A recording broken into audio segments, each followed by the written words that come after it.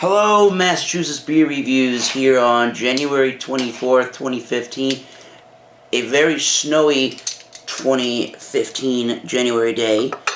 Don't think it got much more than maybe 4 inches, maybe, but it's the first day this winter that it has snowed that much. And I thought, on this very wintry day, why not drink a bigger beer, a Imperial Stout beer. This one comes from my beer cellar. From 2013 comes the Sierra Nevada's Imperial Stout known as Narwhal. There's the Narwhal. And it says December 2013. That is when I purchased the beer. It is, from their website, though the bottle does say it's 10.2%, but the Sierra Nevada website says that 10.2, it is 60 IBUs. They use ale yeast, Magnum, and Challenger bittering hops, and Challenger for the finishing hops. They use two-row pale malts, caramel malts, chocolate, honey, carafa, and roasted barley malts. They say chocolate mousse, braised short ribs, tart, raspberry cheesecake, and gorgonzola cheeses. Those are your food pairings they give you. What does the bottle say? These Sierra Nevada beers always have something in the back on the bottles. This one in particular says, inspired by the mysterious creature that dwells in the deepest Arctic seas, Narwhal Imperial Stout is midnight black and bold, with notes of baker's cocoa and dark roasted coffee. This massive Imperial Stout is incredibly complex and explores the darkest depths of malt flavor. Notes of espresso, baker's cocoa, grain, roasted grain, and a light hint of smoke. It is a malt-forward monster. Age it for years to come in the bottle. Bought this in December of 2013. Haven't had this one since. Haven't tried Narwhal since. So we'll see what a 2-year-old,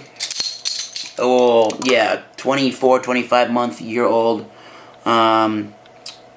Imperial Stout here tastes like. Here's the Narwhal cap.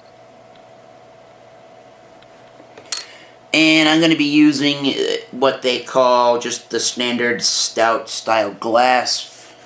And on it, for coastering, we will have Sierra Nevada 30th anniversary coaster. There it is.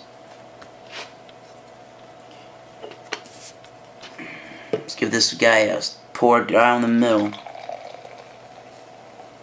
This is at room temperature, right from the cellar, which is probably in the vicinity of 50 to 55 degrees, if I had to guess.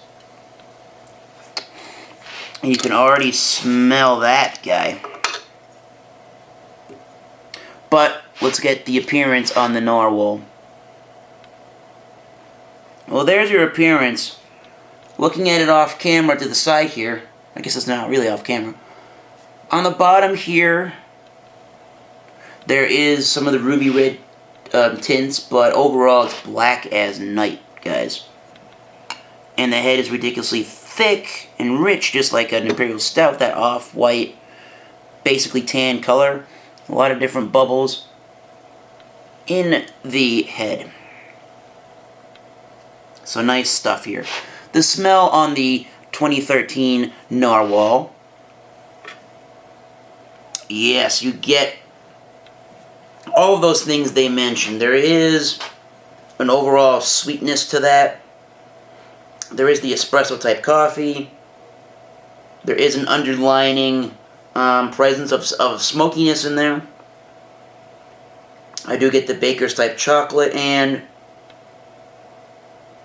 that flowery chocolate sort of a nose. And there is some kind of a dark fruity quality. I'm not sure what kinds of fruits, but it's got a fruity nose overall. let's give it... Actually, I wanted to note the alcohol is just a tiny bit of a presence, but not on the nose. So, 2013 Narwhal. Cheers, guys. Let's taste it.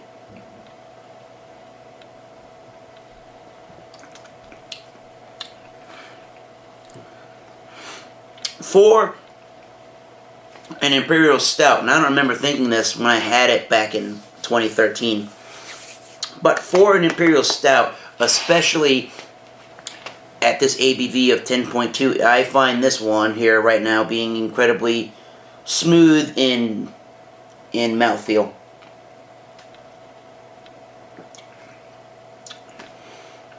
And it does have a good deal, I would say, of a bitterness. It is at 60 IBUs, and you do taste that, which is quite unique for a Imperial Stout. And again, all the other notes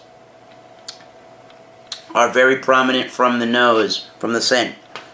It's got the baker's type chocolate. It's almost a powdery kind of chocolate. It's got that espresso type coffee. It does have some dark fruitiness, probably like raisins or plums or something.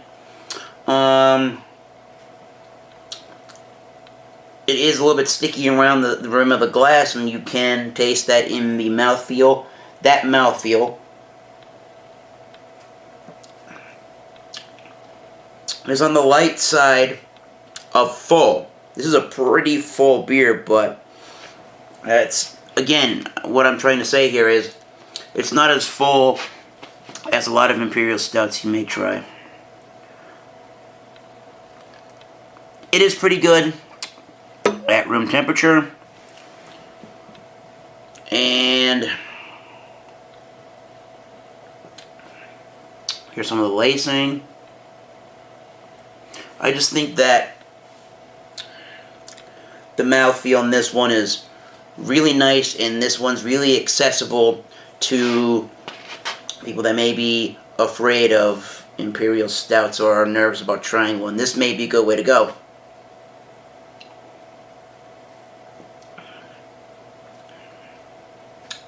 It's a little thick. It's very rich.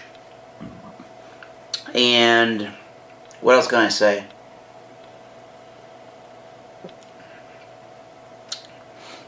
The finish of the Narwhal is basically sour, and it's got the bitterness in there at the end, with the smokiness being the last thing that really rounds out the palate. I wouldn't say that this is completely a drying type beer. No. So overall, what am I going to give this beer now, looking at it now, giving you my thoughts and opinions at the moment?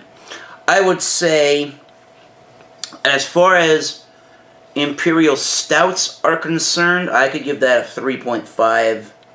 And that is actually, I think, where I'm going to stick with my rating on the 2013 Narwhal. 3.5, I give it a B. It's pretty good. It's in a pretty accessible IPA. It's a pretty accessible Imperial Stout that I do not think will break the bank. It is in 4-packs. I believe they didn't talk about this being a seasonal beer, but I think this is the time to go and find this beer. I'm not able to find I've not yet to find the barrel-aged Narwhal. So if you see that one in your area, and you can find, and you've had this one before, give that a taste test. Let me know what you think about that. I will give this, again, a 3.5 out of 5. This has been Massachusetts Beer Reviews, telling you all out there to keep tasting those great beers. I'll see you soon, guys.